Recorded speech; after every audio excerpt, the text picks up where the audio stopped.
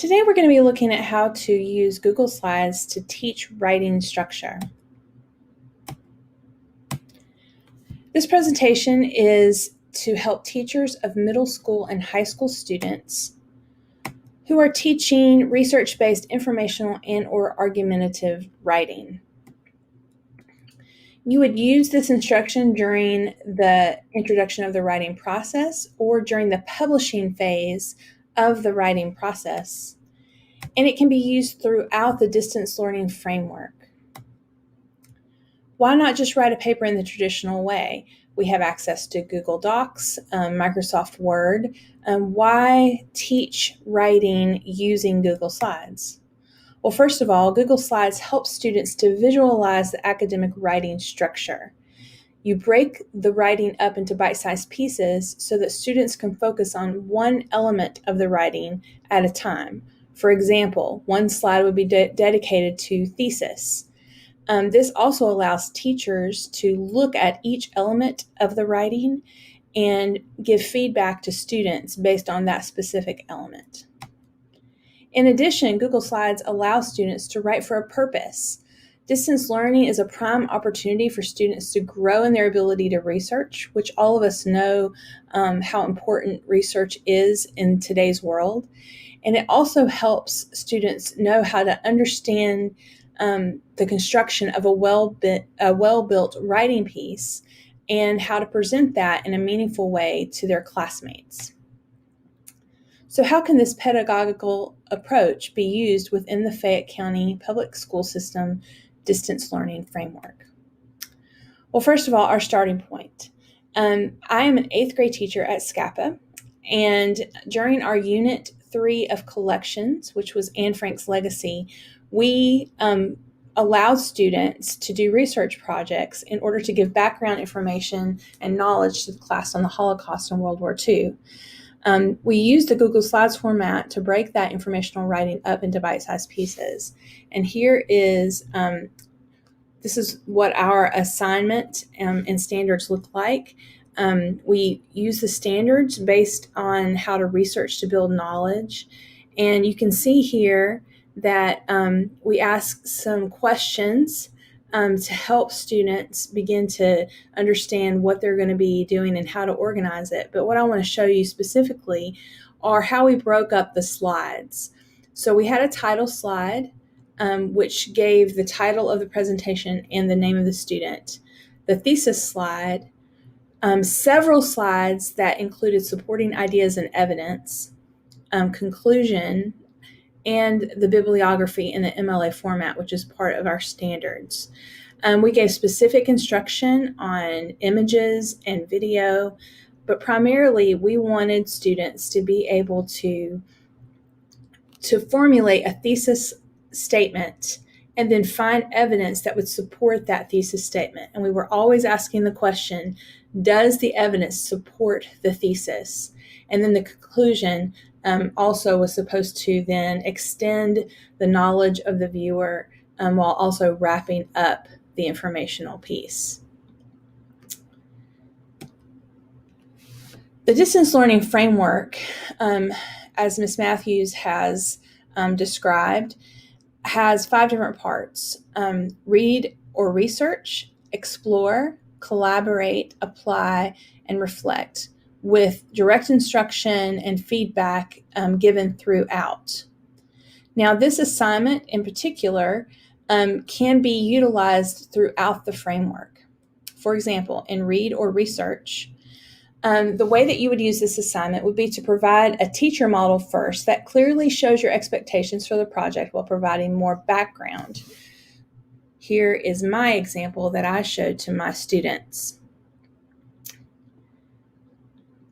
So I gave a presentation on the rise of anti-Semitism prior to World War II. While giving them the information that I wanted them to have, I also taught them the structure of the writing that I wanted them to be doing as they created their Google Slide presentations. So you'll see here that I included on my title slide, my introduction slide, just helping them to understand what that introduction slide should look like with their title, an image, and their name. My thesis slide, anti-Semitism wasn't invented by Hitler. Discrimination and hatred towards the Jewish people began in the ancient world, grew throughout the Middle Ages and beyond, and reached a deadly crescendo during Hitler's reign of terror. This thesis slide was meant to give structure to the informational piece itself, and I showed them through the thesis statement, but also through these images, how that structure would work.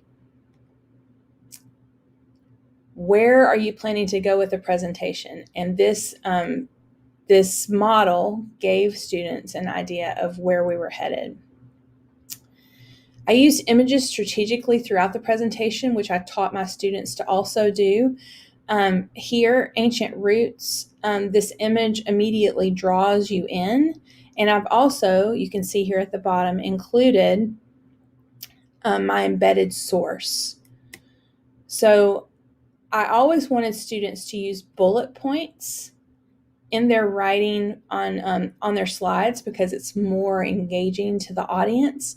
But I made a point of letting them know that bullet points aren't always done with bullet points. Sometimes they're bullet point ideas, and that's what we have here.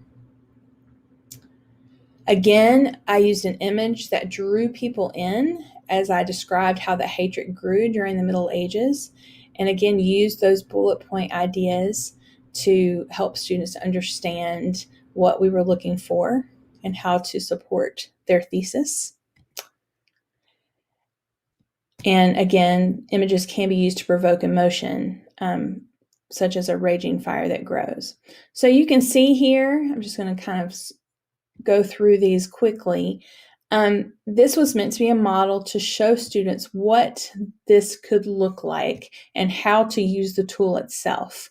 Too much text would not be engaging. Not highlighting text over an image would not allow you to be able to read the text. And if you animated the text, it would allow you to use those images more effectively. I'm going to go through this a little bit quickly here. And again, I use symbolism throughout the presentation. Images that drew people in, but also with these overlays that help students to be able to see what I was going for. So that is the teacher model that you could put together and help students understand more about the subject itself, but also help them to understand what you're looking for in the presentation. We also generated a list of research topics to allow for choice. So you can see here in this column and in this column, all of the research topics that we allowed, and we would allow students to choose 3, and then we just drew popsicle sticks to allow fairness in the process. And when your name was called, you got to choose. And then if your subject was taken, then you had to choose a different one. We did not want students to be doing the same topic because we wanted to have as much information presented to the class as possible. So the explore phase of our distance learning framework included research. And before we wanted students to put together any kind of presentation, research was paramount. Research. But it's also important that in this phase, we are, as teachers, giving direct instruction on how students are to determine credible and relevant source materials. In the collaborate step of the distance learning framework, there are different ways that you can use collaboration with this assignment. First of all, you can collaborate with your students on the rubric to create buy-in, and I did that for this assignment. I had a basic structure for my rubric, but then I allowed students to give feedback, to provide clarity, to ask questions, and to add or subtract things that didn't make sense. You can have your students share their presentations with one another for peer review. And here's an example of my peer review form. Students would share this peer review form and their presentation with a classmate. We gave direction on who those pairings would be. And then they would go through the rubric standards, which are listed here on the side, and explain if a student was missing or didn't meet the standard, was almost there but could use a few tweaks, whether they met or exceeded the standard, and then there was a place for comments. And then at the bottom, we allowed for a place for more comments about what the students loved about their classmates' presentations and any other constructive comments that they might have. The final way you could use this project to collaborate would be to have students work on projects together. And Google Slides provides a prime opportunity for that because Google allows for real-time simultaneous editing. So if a student shares their presentation with their classmate, then they can work on that project together, collaborating on each of the slides and creating a piece together. In the application phase of the district learning framework, there are 3 parts to this project that work together. First is content, which we see in Anne Frank's Legacy, which is a part of our collections curriculum. We have our structure, which is our informational writing structure, which we gave direct instruction about.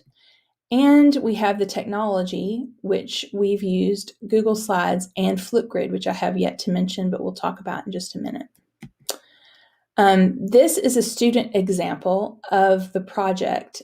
This student in particular presented this project using Flipgrid so that her classmates could see her project, watch her project, and then give feedback using Flipgrid to her project. And I'm just going to show you just a bit of this to give you an example of what this looked like.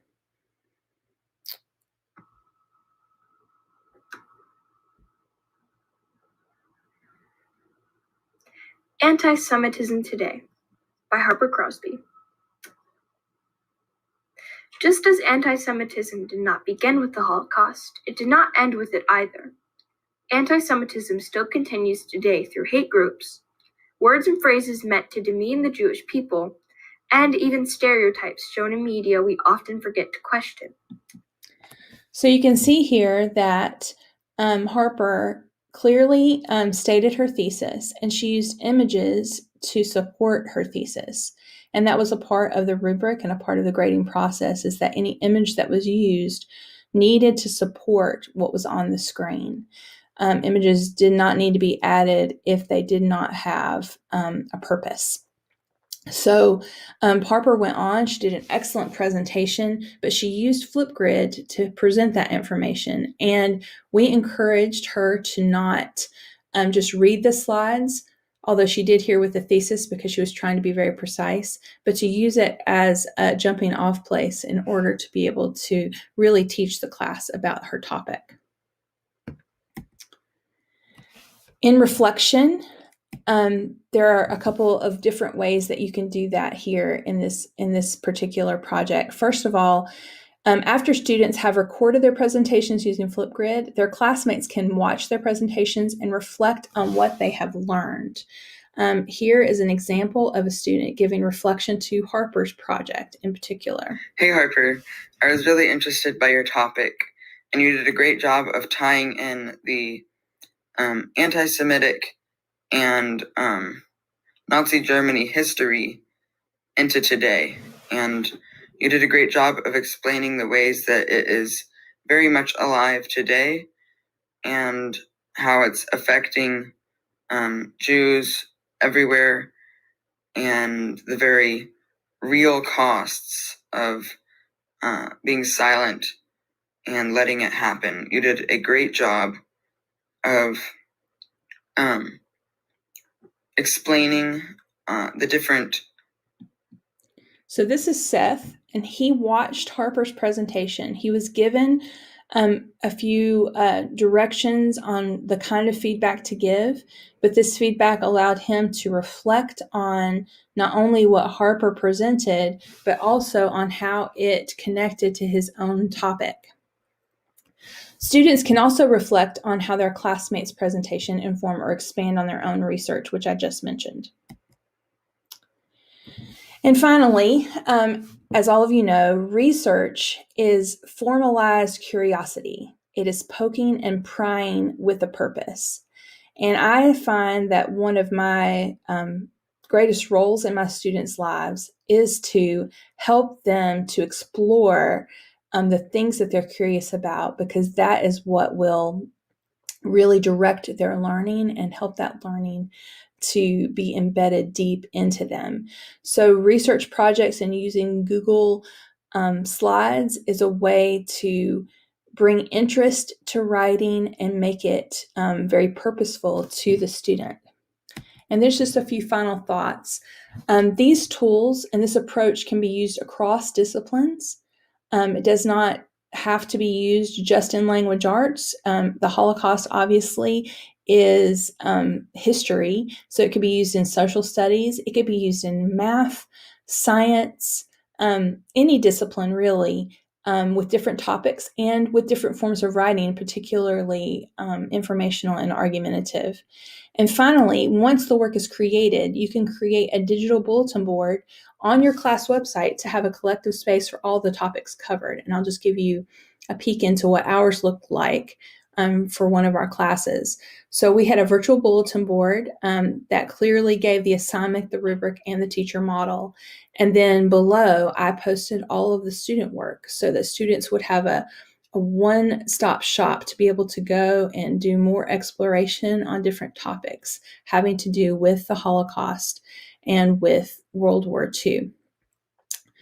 So hopefully this will inspire you to go and create Google Slide assignments that will spur your students on to more purposeful and better organized writing. Again, I believe this is a great tool to help our students really understand the structure of writing, but also to create pieces that will have meaning and purpose for them and for their classmates.